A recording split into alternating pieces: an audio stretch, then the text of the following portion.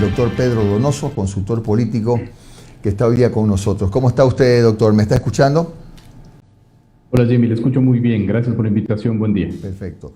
Bueno, un poco difícil en tan poco tiempo pedirle algo algo complejo, como que nos sintetice estos primeros 6 meses del gobierno del presidente Lasso. Pero vamos a hacer el ejercicio. Los pros y los contras, lo bueno y lo malo de estos primeros 6 meses de gobierno, doctor Donoso. Ahí yo le preguntaría de cuál gobierno, porque creo que el gobierno de Lasso está dividido en dos. Está dividido, digamos, en un primer trimestre, ¿cierto? En donde, digamos, logró bajar los niveles de pesimismo que para mí, digamos, y en mi análisis, en mi metodología de análisis, es la parte más importante, ¿no? Si nosotros tomamos nuevamente las cifras de Sedatus, que es lo que yo intento siempre citar, de abril a agosto, ¿no es cierto?, hay una reducción del pesimismo, ¿no es cierto?, presente en casi 40 puntos. Y esa fue una acción muy interesante del gobierno. El gobierno logró que a través de la gestión, ¿no es cierto?, establezca una nueva concepción finalmente de su propio gobierno, y yo creo que mucho éxito tuvo el plan de las vacunas. Claro. El segundo trimestre, ¿no es cierto?, de este periodo, hay, digamos, unos hechos explosivos, unas explosiones finalmente, y además que hay que reconocer que no estaban bajo control del gobierno ni presupuestadas, ¿verdad?, empiezan a provocar que el gobierno empiece a declinar en su esfuerzo por inyectar optimismo, ¿no? Y claro, ahora vemos cifras de perfiles de opinión, por ejemplo, de su encuesta del 13 al 15 de noviembre, que el pesimismo empieza a colocarse ya a los mismos niveles, un poco más bajo, pero a los niveles parecidos a abril del 2021. Entonces, si hacemos un análisis, tenemos que analizar estos dos gobiernos finalmente. Un gobierno que a través de la gestión entendió que cómo hacer política con gestión, y otro gobierno que se sintió absolutamente, digamos, presionado por estallidos sociales, por dinámicas sociales que no pudo controlar, que le provocan finalmente hoy estar, digamos, mucho más debilitado. Bueno, podemos decir entonces que en el segundo gobierno, más allá de los acontecimientos, que la presión de la CONAIE, que Pandora Papers y tantas otras cosas, ¿ha habido un manejo errático de la política o qué? Yo creo que sí, y mucho se debe finalmente a dos factores, ¿no es cierto? El primero, yo hacía este análisis derivado de una charla que di ayer, y en donde un señor decía algo que es supremamente cierto, que me hizo reflexionar mucho. Este gobierno piensa que la política es secuencial, que la política es por fases, que la política es lineal. Y finalmente la política no es lineal. Es decir, la política es como un árbol que tiene varias ramificaciones. Entonces, a veces yo siento, ¿no es cierto?, concordando con este ciudadano, que el gobierno empieza por fases. Es decir, hoy voy a vacunar, mañana voy a hacer una reestructura del sistema tributario, pasado, pero finalmente, ¿no es cierto?, se olvida que hay factores que no puede controlar, que transversalizan esa secuencialidad y rompen esta dinámica, ¿no? Entonces, claro, ahorita el gobierno tiene que enfrentar problemas casi irresolubles, ¿no es cierto? El problema de la inseguridad, 1.6 guayaquileños, de acuerdo a cifras oficiales, mueren diariamente por crímenes violentos, la crisis carcelaria, ¿no es cierto?, la situación económica. Entonces, son factores que necesitan también de una gestión política mucho más hábil, ¿no? Y en ese sentido sí que hay un problema para el gobierno. Dígame una cosa, doctor, más allá de que nos paren bola o no nos paren bola en lo que vamos a decir, ¿usted cree que el presidente Lasso necesita, por ejemplo, a fin de año oxigenar su gabinete? Hacer algunos cambios estratégicos, qué sé yo, en los puntos más, no quiero dar nombres, ¿no?, pero en las áreas más sensibles, porque sí da la sensación de que hace falta, en verdad, un golpe de timón. Yo creo, a ver, yo le atribuyo finalmente a que ese golpe de timón no empieza ni termina por nombres ni por cargos, ¿no es cierto? Creo que hay cosas más graves, no digo que no, pero creo que hay cosas más graves, ¿no es cierto? No solo gestión, digamos, pero la gestión tiene que estar alimentada por elementos primarios. ¿Cuáles son esos elementos primarios? De información. Yo siento que este gobierno no tiene información. El Ecuador no tiene información. Yo sigo insistiendo con esto. Si no tenemos un censo poblacional, ¿cómo queremos gobernar un país que desconocemos? ¿Cuál es la relación sociodemográfica del Ecuador al 2021, al 2022? ¿No? La pandemia, ¿cómo provocó finalmente fenómenos como la migración urbana-rural, rural-urbana? ¿Cuántas personas murieron por COVID realmente en el 2020? Es decir, es muy difícil hacer política pública sin información. Es muy difícil gobernar sin metodología. Yo veo que el gobierno no tiene metodología, no tiene entendimiento de la dinámica, y la tercera tiene que ver con los actores, finalmente, ¿no? Lo que quiero decir es que no creo que el cambio de nombres, ¿cierto?, que el cambio de ministros resuelve el problema. Creo que es, digamos, un problema mucho más sustancial, mucho más integral, que tiene que tener varias sumatorias. Ahora, en alguna medida ha complicado un tanto la gestión del gobierno el hecho de que se haya cuestionado, como se cuestiona siempre, ese problema que tiene en cuanto a comunicar lo que hace? Yo no soy partidario de creer que este es un problema de comunicación, porque ahí yo pregunto, ¿no es cierto? Siempre, además, esta es una discusión que siempre la tengo, es decir, si no hay que comunicar, ¿qué esperamos que comuniquen? ¿No? Es decir, yo creo que finalmente su equipo de comunicación hace lo que puede con lo que le dan, pero si no hay materia prima, estratégica política, estratégica de política pública, si hay varias vocerías que no entienden la dinámica política, yo creo que no es un problema de comunicación. Podrán tener finalmente un gran equipo que si no tienen materia prima no pueden comunicar, ¿no? Para mí, digamos, la comunicación es un proceso de transformación, ¿no es cierto? Es decir, el carpintero te va a dar una mesa dependiendo de la madera que tú le des, finalmente, ¿no? Si es contrachapado, si es una madera importante. Entonces, no tiene que ver con la comunicación, creo que tiene que ver con la claridad política y con la estrategia política que no existe, pero además con un tema muy puntual y muy importante, que es la identidad política de un gobierno, ¿no? Es decir, está siempre en juego, en duda la identidad política de un gobierno que tenía un corte más liberal tecnocrático y que empieza, digamos, a tomar decisiones bastante confusas, ¿no es cierto?, que te replantean cuál es el gobierno que está gobernando el país. Bueno, pero a pesar de todo lo dicho y hemos cuestionado el tema del manejo político, en la Asamblea, sea por error, sea por omisión o sea por lo que sea, obtuvo una victoria política, aunque el costo vaya a ser grande, pero tuvo una victoria política. Entonces, ¿algo hizo bien o no? No digo que esté bien, no. Digo que algo hizo bien. Sin duda, sin duda. Digamos, esos son uno de los elementos que quizás, ¿no es cierto?, nos están demostrando que capaz ya se empieza a hacer política, ¿no? Yo siento que en el Ecuador, y además en general, ¿verdad?, estamos viviendo un momento de no política, decía yo en una charla para nuestros clientes, ¿no? Marc Augé, que era un antropólogo francés en los 90, él le bautizó como no lugares, a estos lugares transitorios, los aeropuertos, por ejemplo, ¿no? Es decir, que no pueden considerarse lugares porque son de transición, decía él en una visión más antropológica. Yo creo que en el Ecuador eso está sucediendo, nadie está haciendo política. Y al no hacer política, finalmente los estallidos sociales inician.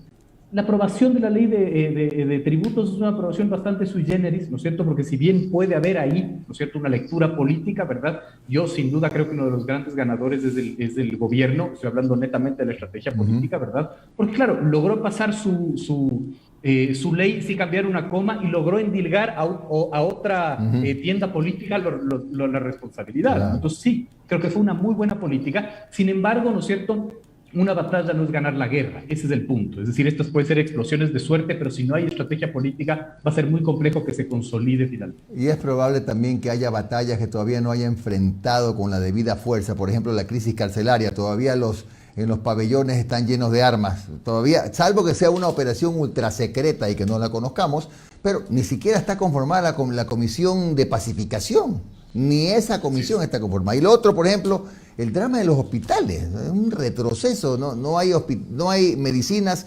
Acabamos de entrevistar al director del hospital, Teodoro Maldonado, que dice que el problema es la serie de trabas, la serie de mañas, la serie de cosas que impiden que la medicina para enfermedades catastróficas pueda llegar antes de que se muera la gente. Y estas son dos batallas que me parece que están pendientes. Y digamos, hablemos netamente de lo político, ¿no es cierto? Quizás el problema más grande que va a tener el gobierno es el 22 de diciembre, cuando se discuta cuál es el alza del salario mínimo, finalmente, ¿no? Con base y con luz del ofrecimiento de campaña que tuvo Guillermo Lasso, que si bien él ofreció subirle el salario a $500 durante 4 años, ¿no es cierto?, eso no fue bien colocado en el imaginario y yo creo que va a haber ahí unas exigencias sociales. Pero, por ejemplo, ahí es interesante lo que usted plantea, ¿no es cierto? El director de un hospital dice, no hay medicinas, es muy burocrático el proceso. ¿Y qué está esperando el gobierno para enviar una ley a la Asamblea que discuta la simplificación de estos trámites? Efectivamente. Es decir, no hay gestión, no marca nadie la agenda. Y cuando nadie marca la agenda política va a estar marcada por fenómenos y estallidos sociales. Es decir, la agenda de la crisis carcelaria la está marcando el señor Fito de la penitenciaría litoral, ¿no? Es decir, en política hay que marcar la agenda y nadie lo está haciendo, ni oficialismo ni oposición. Pedro, buen día. Omar Sáenz te saluda. ¿Cómo has estado? Gracias por atendernos, Pedro. Pedro, retomando lo que dijo Jimmy, no sé si ya al interior del gobierno lo tomarán así, pero al menos yo lo analizo así. Se presenta el gobierno como este grupo empresarial que tiene una visión ejecutiva de las cosas y lanza la campaña de vacunación muy efectiva, diciendo, vea, esta es nuestra carta de presentación, para que vean Nosotros somos suizos, o sea, nos planteamos algo, lo ejecutamos, lo desarrollamos y obtenemos el objetivo. Pero el problema es que hoy en día, tú haces un repaso y como decía Jimmy, tema de salud, estamos en soletas. Tema de seguridad, hermano, yo no sé cómo estará Quito, pero acá en Guayaquil, ya 7 de la noche tenemos que enjaularnos, realmente. Sicariatos, asaltos, las masacres de las cárceles. No ha habido aumento de cupo a las universidades. No se eliminó la CENESID. Hay inclusive denuncias de que se rebaja el presupuesto para las universidades. Los rectores de las universidades mencionan eso. Entonces, el otro día, y te lo juro que no es broma, yo estaba en una reunión y alguien dijo, estábamos mejor con Lenín Moreno. Oigan, eso supongo que para el equipo de Lazo es peor que le insulten a la madre, ¿no? Pero como que esa visión exitosa con la que se quisieron presentar ahora, cuando ya tienes múltiples problemas, no hay una eficiencia por parte del gobierno. Y eso es lo que la gente está empezando a sentir. Por ejemplo, al doctor Borrero le están dando hasta para llevar por el tema de las medicinas, porque él prometió, él cuando asumió dijo, yo en 2 meses soluciono el tema derivando a los privados para las medicinas, y hasta el día de hoy nada. Entonces, ¿tú crees que ya eso se palpa al interior del gobierno? No sé si al interior del gobierno, es decir, no tengo ahí la capacidad yo de hacer esa lectura, sí a nivel poblacional, ¿no? Yo quiero volver, digamos, a las cifras de perfiles de opinión, no específicamente del valor de la gestión, no sé, la valoración de la gestión, yo me quedo siempre en el tema del estado de ánimo, y el estado de ánimo, de acuerdo, finalmente esta encuesta hecha en Quito, Guayaquil, con 600 y un poquito más de casos, habla de solo un 9.81% de ecuatorianos se siente optimista del futuro, es decir, 1 de cada 10 ecuatorianos consultados, y 57% se siente pesimista del presente, es decir, 8 de cada 10.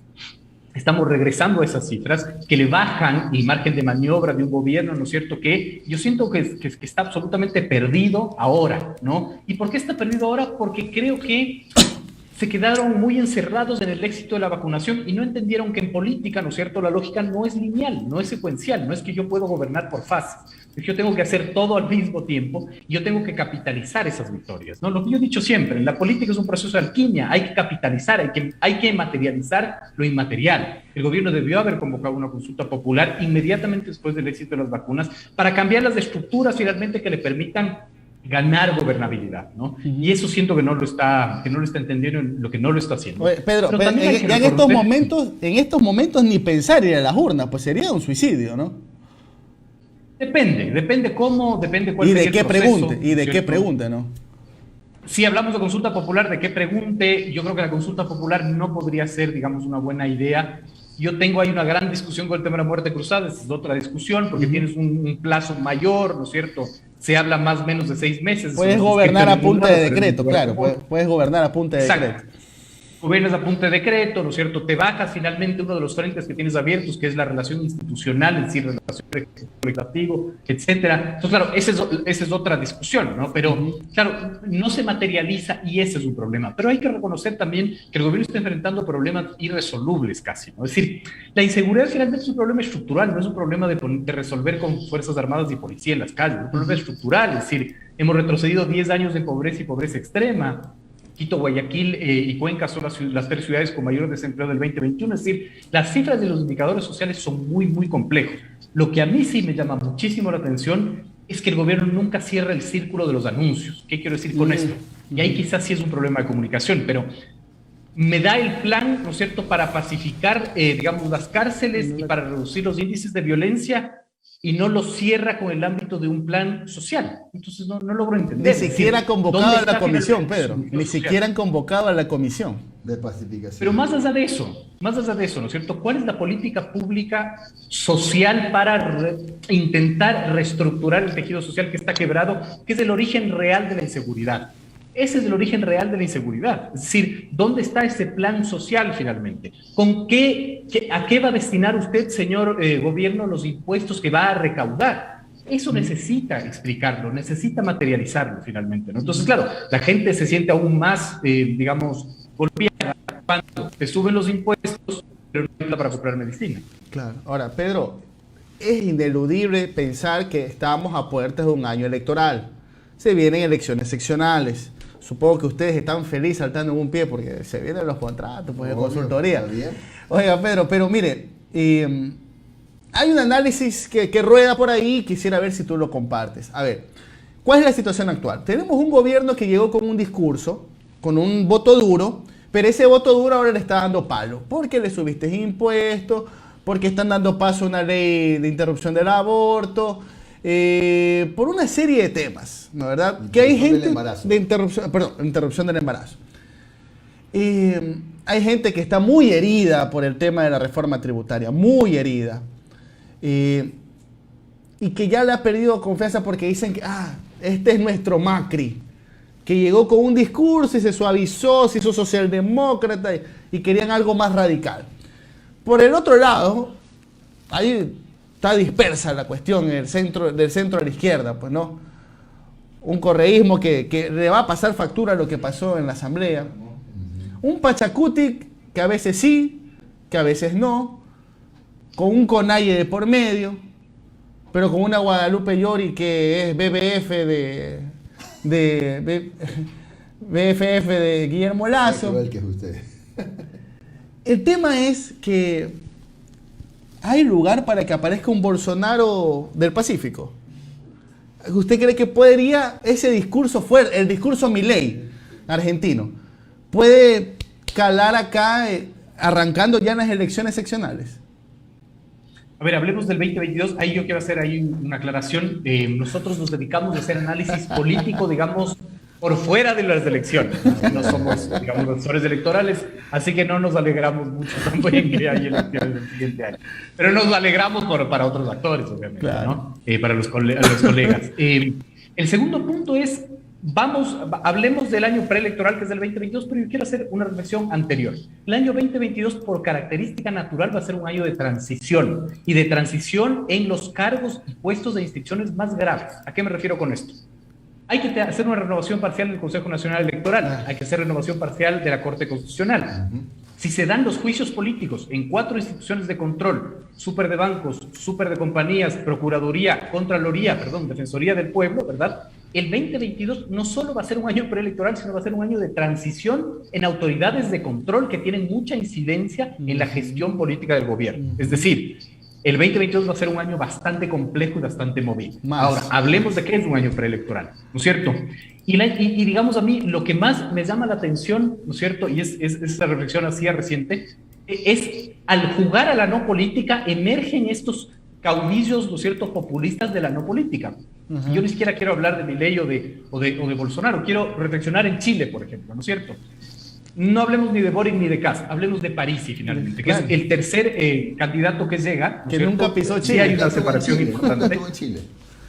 Claro, pero además tiene una característica fundamental, que es no pisó Chile, hizo campaña por fuera, además está, ¿por qué no puede pisar Chile? Porque tiene orden de captura, orden de prisión por demanda de alimentos y fraude inmobiliario, que te genera un populismo absolutamente antipolítica real y que ofrecía cosas como, por ejemplo, voy a reducir los años de carreras universitarias. Ese era su ofrecimiento, ¿no? Es decir, nunca lo explicó cómo, ¿no? Capaz que tenía ahí una explicación más lógica, pero es populismo puro, finalmente. Cuando tú no juegas a la política, estos actores te emergen y te ganan las elecciones, destruyendo la institucionalidad y la dinámica política. Yo creo que eso puede suceder en el Ecuador.